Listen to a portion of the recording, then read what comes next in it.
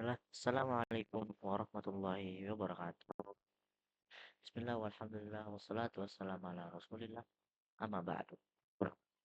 Selamat pagi Bapak Ibu Guru dan teman sekalian. Perkenalkan, nama saya Hanaf Ibnu Nuri Ihsan. Pada kesempatan yang penuh berkah ini, saya ingin mereview atau menyimpulkan sebuah kajian akidah yang sangat mendalam dengan tema di balik zodiak dan ramalan itu.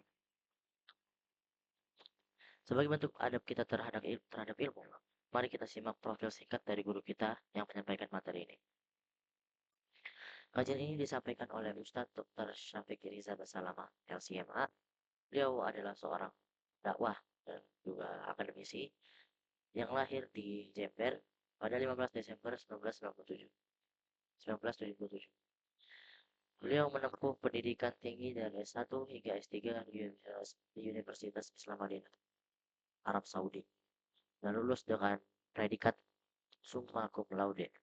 Saat ini beliau aktif sebagai dosen tetap di STID Imam Syafi'i Jember. Beliau dikenal luas karena metode penyampaiannya yang sangat santun, tetap berpegang teguh pada dalil Al-Quran dan Sunnah yang sahih.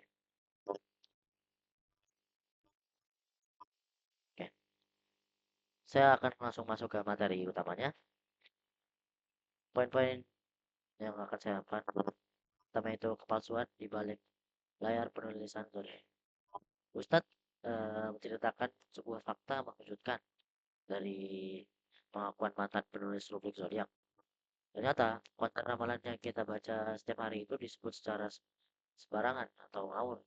Mereka hanya mencocok-cocokkan kata-kata yang bersifat umum agar pembaca merasa hal itu benar terjadi. Ini adalah sebuah bentuk kebohongan publik dikemas dengan bahasa yang menarik gitu. Itu juga tauhid dan ilmu gaib.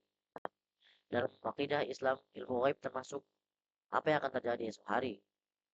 Urusan jodoh dan maut adalah hak mutlak milik Allah Subhanahu wa taala. Ustadz menekankan bahwa siapapun yang mengklaim atau mengetahui masa depan melalui perentaraan bintang atau astrologi, maka ia telah melampaui batas dan masuk ke dalam ranah kesyirikan. Kita diingatkan bahwa bintang-bintang diciptakan Allah sebagai hiasan langit atau pelempar setan dan petunjuk arah, bukan sebagai penentu nasib manusia. Tergantungan psikologis yang berbahaya. Beliau juga menyoroti kenapa banyak orang bahkan yang berpendidikan tinggi masih percaya zodiak. Hal ini disebabkan oleh rasa khawatir yang berlebihan terhadap masa depan. Alih-alih mereka tuh berdoa dan berserah diri kepada Allah, mereka justru mencari keterangan semu gitu, lewat ramalan.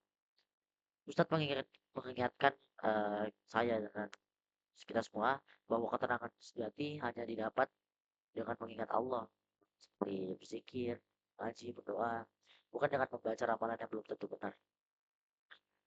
Ustadz juga menyentil fenomena di masyarakat kita yang sering datangi paranormal atau dukun yang seringkali disebut juga sebagai orang pintar gitu, demi ambisi atau jabatan atau harta. Beliau memberikan logika yang sangat telak,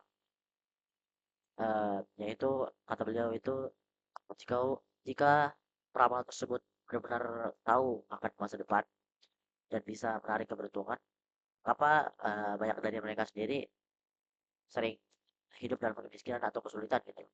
Kalau misalnya mereka bisa baca baca ada masa depan, harusnya mereka nggak miskin dan kesulitan gitu. Mengapa mereka tidak beramal nomor undian untuk diri mereka sendiri?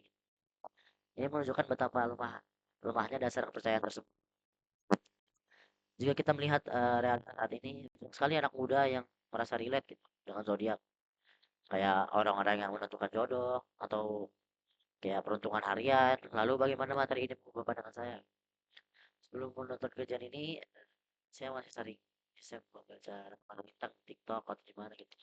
Namun sekarang saya menyadari bahwa keisengan tersebut bisa mengikis kita seorang.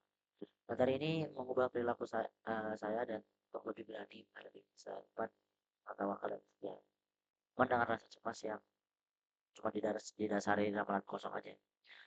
Saya belajar bahwa kepastian masa depan itu cuma milik Allah semata. Dan tugas kita hanya melakukan yang terbaik. Jadi kesimpulannya teman-teman sekalian, itu berakidah dari hal-hal kecil seperti zodiak adalah langkah awal untuk meraih ketenangan hati yang hakiki. Jadi jangan pernah percaya sama zodiak. semua review yang singkat ini jelas dan juga bermanfaat bagi saya pribadi dan teman yang menonton. Terima kasih kepada pembimbingan saya, Pak Halim. Terima kasih. Wassalamualaikum warahmatullahi wabarakatuh.